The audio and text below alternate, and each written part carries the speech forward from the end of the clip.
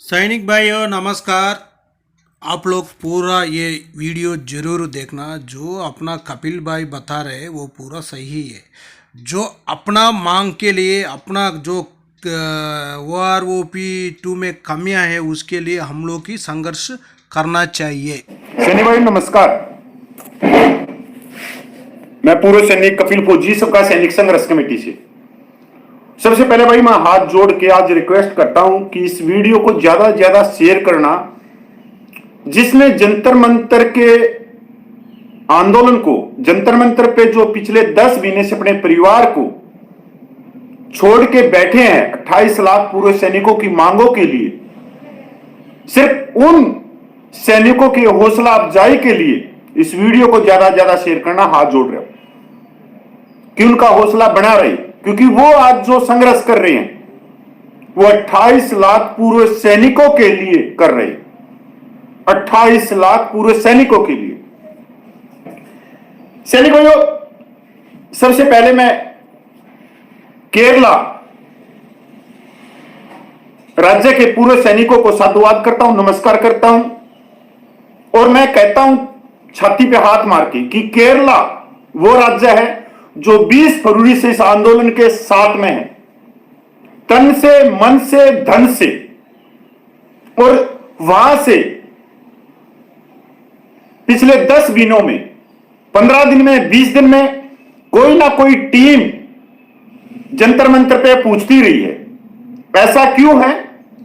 क्योंकि वो शिक्षित राज्य है, एजुकेशन वहां सबसे ज्यादा है, 100 की 100% है, 100 से भी ज्यादा 101%।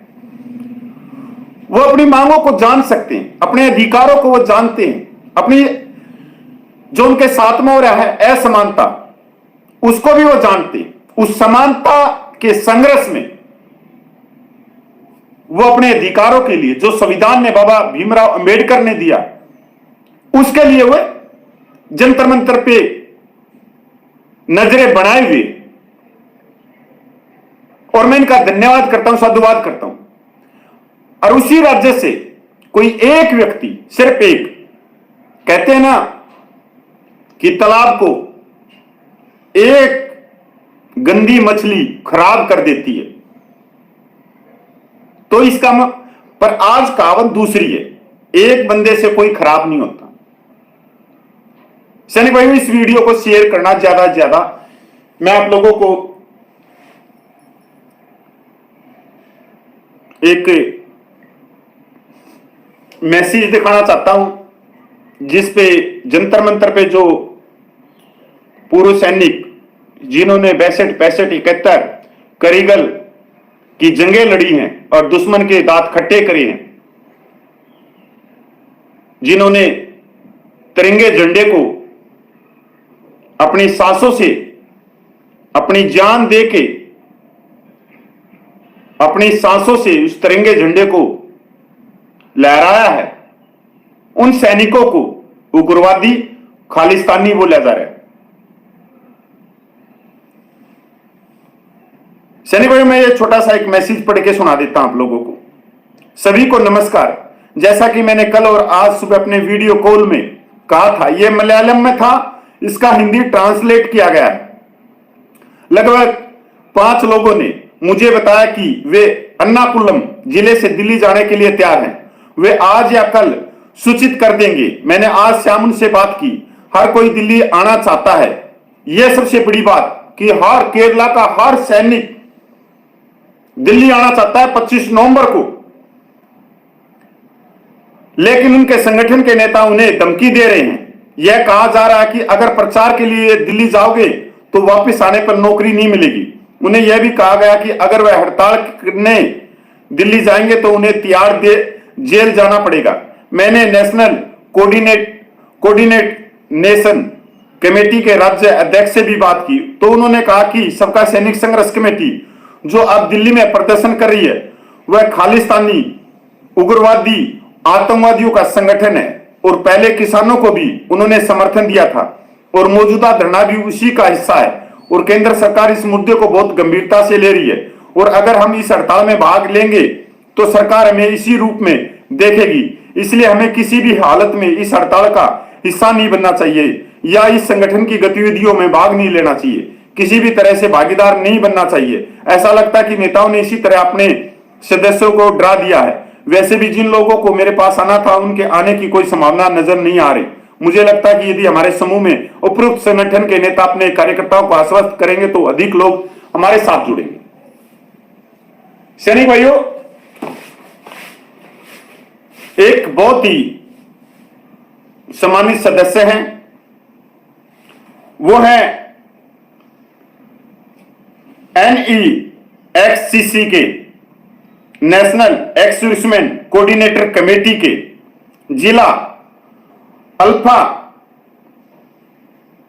इसका रजिस्ट्रेशन नंबर है 535/99, जिला सचिव राजीव सुंदर जी, जिन्होंने मैसेज करके, जिनके पूरे सबूत हमारे पास में पूछ गए,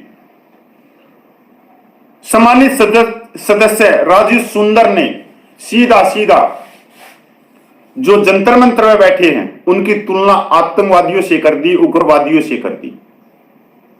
एक पढ़ी लिखी स्टेट में उनको कहा, उनको धमकाया कि वहां जाओगे तो आपकी पेंशन बंद हो जाएगी, आपको तिहाड़ जेल भेज दिया जाएगा।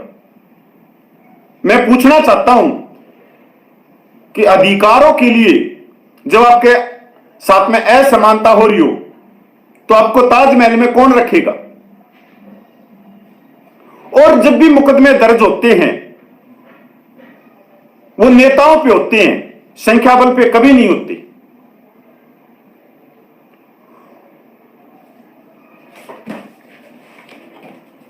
जो NEXCC 535/99 जिला सचिव राजीव सुंदर ने जो कहा है उसको हमने बहुत ही गंभीरता से लिया, जिसके लिए कानूनी कार्रवाई की जा रही है। अगर एक हफ्ते में इन्होंने सबका सैनिक संघर्ष कमेटी तरणताण हेडक्वार्टर लिखित माफीनामा नहीं भेजा तो इनको लेने के देने पड़ेंगे। अब आते हैं असली बात पे। सबका सैनिक संघर्ष कमेटी 14 सालों से जवानों की जायज मांगों के लिए चल रही है। आज इस जवान भाई ने इस पे आरोप लगाए उग्रवादी के खालिस्तानी होने के। इससे पहले लेफ्टिनेंट जनरल ने इस पे आरोप लगाया, ब्रिगेडियर ने लगाया, कर्नल ने लगाया, टीसी कर्नल ने लगाया। 14 साल में सैकड़ों अफसरों ने लगाया जो 1.5 किलो पीतल पहनते थे, और 1.5 किलो पीतल पहनने वालों के पसीने निकाले, पसीने माफी मांगी उन्होंने। या तो सबूत लेके आओ या साबित करो। और आप तो हो ही क्या, आप एक इतनी पढ़ी लिखी स्टेट में होने के बावजूद आप ये कह रहे हो। रह गई किसान आंदोलन की, फिर किसान आंदोलन के सबूत आज तक सरकार क्यों नहीं लेके आई कि वो खालिस्तानी थे, वो उग्रवादी थे? उसी सरकार ने बोला कि ये किसान हैं जो अपने हकों के लिए लड़ रहे हैं। 3 बिल जब वापिस हुए तो तब आप कहां थे? और जितनी भी गोदी मीडिया थी और आप जैसे जो लोग थे जिन्होंने किसान आंदोलन को खालिस्तानी बताया, उग्रवादी बताया, सबने कुछ बताया, पहले थूक्या फिर अपने मुंह से ही थूक को चाट्या। चाट्या है नहीं चाट्या, ये पूरा देश है, सब जानता है। वो किसान थे और जो जंतर मंतर में बैठे वो भी जवान हैं। अब सुन लो, ये NEXCC 535/99 ये जंतर मंतर के धरने से नाम लेके केरला में पैसा इकट्ठा करते हैं और कहते हैं कि हम सरकार से बात कर रहे हैं, सरकार से ये कर रहे हैं। 10 महीने का इनका बायोडाटा बता रहा हूं मैं भी। और वहां से जो जवानों ने जो पैसा दिया केरला से, उस पैसे से बड़ी बड़ी टिकटें करवाते हैं रेल की, सेकंड एसी की, और साथ में अपनी फैमिली को भी लेके आते हैं दिल्ली। और केरला राज्य के माननीय गवर्नर आरिफ खान से उनको मांग पत्र देते हैं 70% पेंशन की बहाली का। यहां जो पेंशन है जो मिल रही है वो तो बचाई नहीं जा रही है, 70% का दे रहे हैं। ये होता तोड़ना, कि सरकार को अलगा दो कि जो व्यक्ति बैठे हैं जो संघर्ष कर रहे हैं उनकी मांगे बिल्कुल जायज है। 3 रिटायर्ड जजों की कमेटी, और ये कह रहे हैं 70% का 2023 में कहां से दे देगी सरकार? अरे ओपीएस लिए आई जो सरकार, उसके बाद में जिसने पेंशन को ही खत्म कर दिया सेनाओं में, अग्निपथ लाके, वो 70% कहां से ला देगी? पढ़े लिखे कौन है?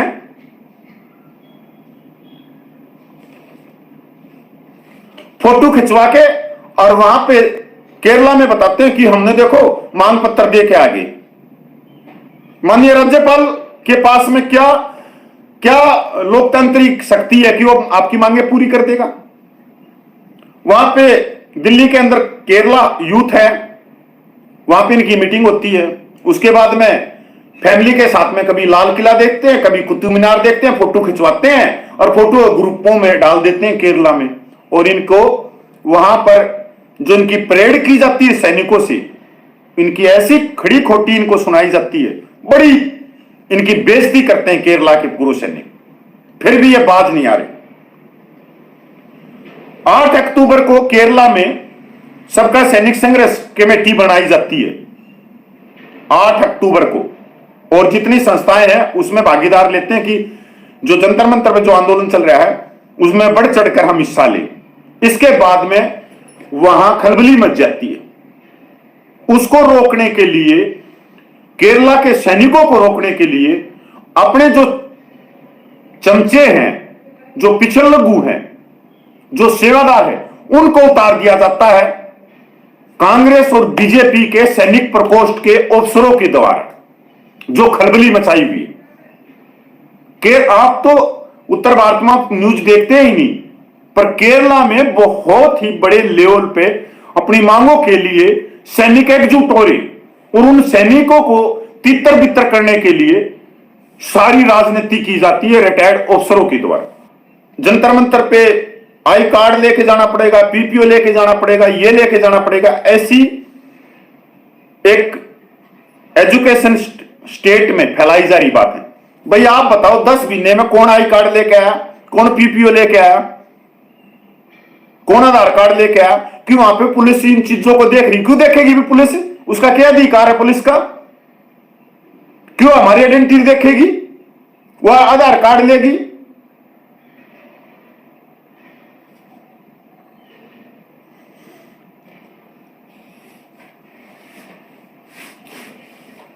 इससे पहले इस आंदोलन में जब से 10 महीने में चला, उनको मालूम था कि सबका सैनिक संघर्ष कमेटी बैठी है जंतर मंतर पे। उन्होंने इनडायरेक्टली दूसरे से प्रचार करवाया या अखबारों में डाला कि इस आंदोलन को तोड़ दो, ये कर दो, वो कर दो, फलाना कर दो, ये कर दो, पर उन्होंने इन शब्दों का इस्तेमाल नहीं किया। वो पहले कर चुके थे और पहले उनको नसीहत लग चुकी थी कि ये छोड़ने वाले नहीं है, सबका वाले। ये वो आदमी है जो देशभक्त हैं और जो इंसानियत के लिए जंतर मंतर पे धरना लगाए हुए, जो भारतीय सेनाओं में एक बड़े युग में एक बदलाव चाहते हैं। और बदलाव कौन सा? जो अंग्रेजों की प्रथाएं छोड़ी गई हैं भेदभाव की, अगर वो अंग्रेजों की प्रथाएं बाहर निकलेंगी तो भारत देश की जो सेना हो वो विश्व की सबसे शक्तिशाली सेना होगी, और हर एक भारतीय को उसके ऊपर गर्व होगा।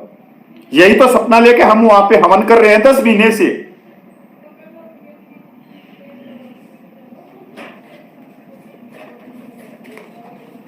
सैनिकों,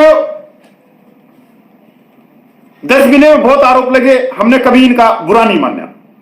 आरोप लगाओ, आप चोर बोलो हमारे को, जो जंतर मंतर में बैठे हैं, हम बिल्कुल बुरा नहीं मानते। चंदा चोर बोलो, हमारे को भगोड़ा बोल लो, हमारे को सेवादार बोल लो, हमारे को अर्दली बोल लो, हमारे को नालायक बोल लो, कुछ भी बोलो, पर हमारी बहादुरी पर प्रश्न चिन्ह कैसे लगा सकते हो?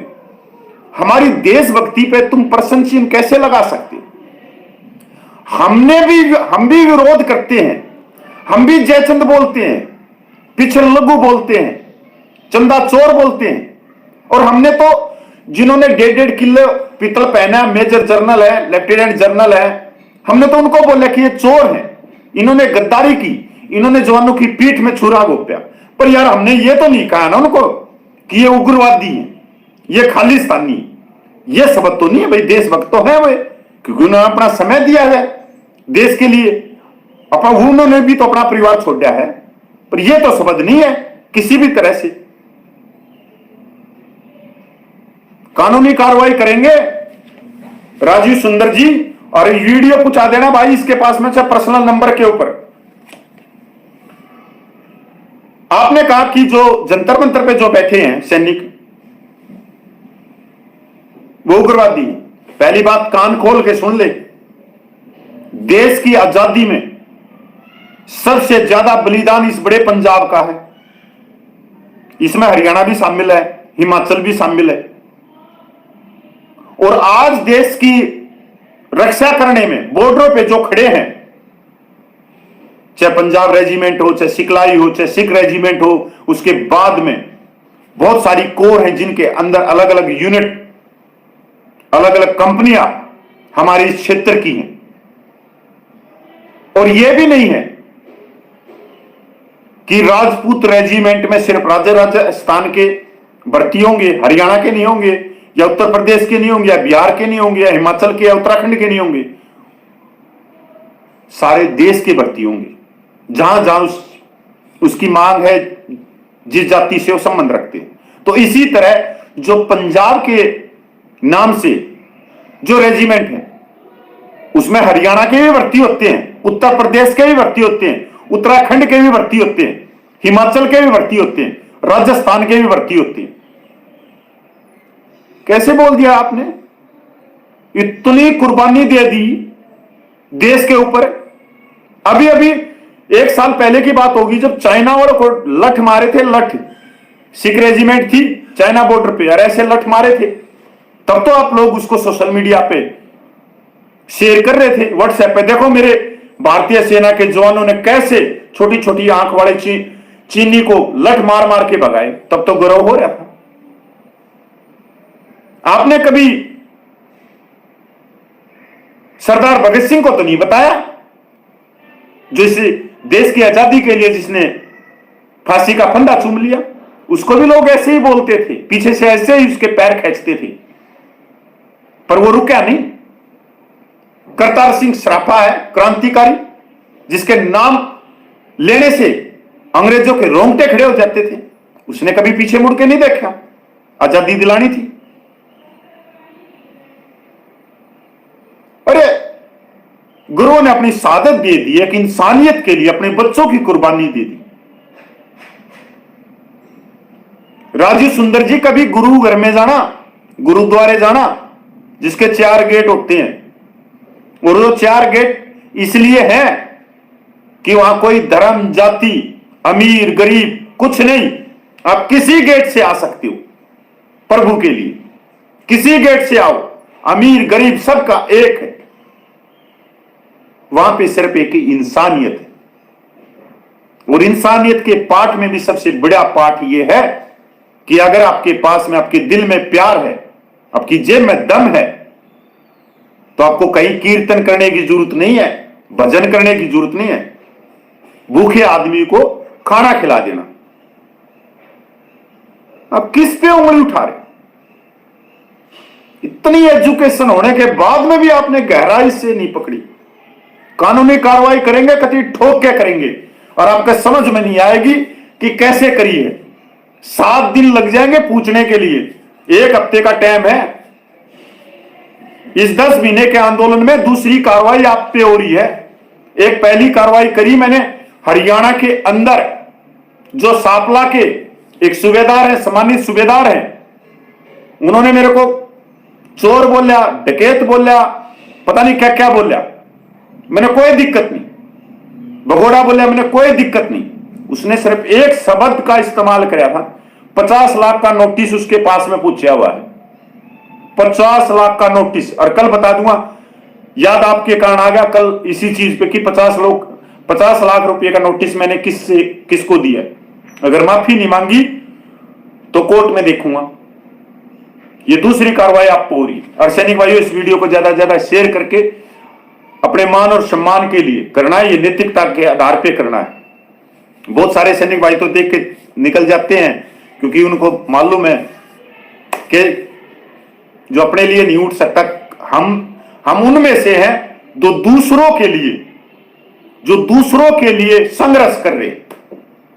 और हमारे लिए कोई वीडियो को भी शेयर करने के लायक नहीं अपने आप को, और हम दूसरों के लिए संघर्ष कर रहे हैं। जय हिंद, वंदे मातरम, जय भारत। सैनिक भाइयों, जो कपिल भाई बताया वो पूरा सही है। आप लोग को उनका वीडियो कितना हो सके उतना थोड़ा वायरल कर दो। क्यों बोलने से वो क्या बता रहे वो पूरा कुछ जानकारी होना चाहिए। अपना मांगों के लिए अपना जो इज्जत, अपना जो रेस्पेक्ट मिलना चाहिए। कहीं भी जाने दो, अपना रेस्पेक्ट अपना लिए मिलना चाहिए। जो अंग्रेजी कानून वैसा ही चल रहा है, अभी भी चल रहे यूनिटों में। आप लोग भी पूरा देख लिया होगा क्या चल रहा है क्या है बोलकर। जो ऑफिसर तो अभी भी वो राजा का जैसा वैसा ही रहता है।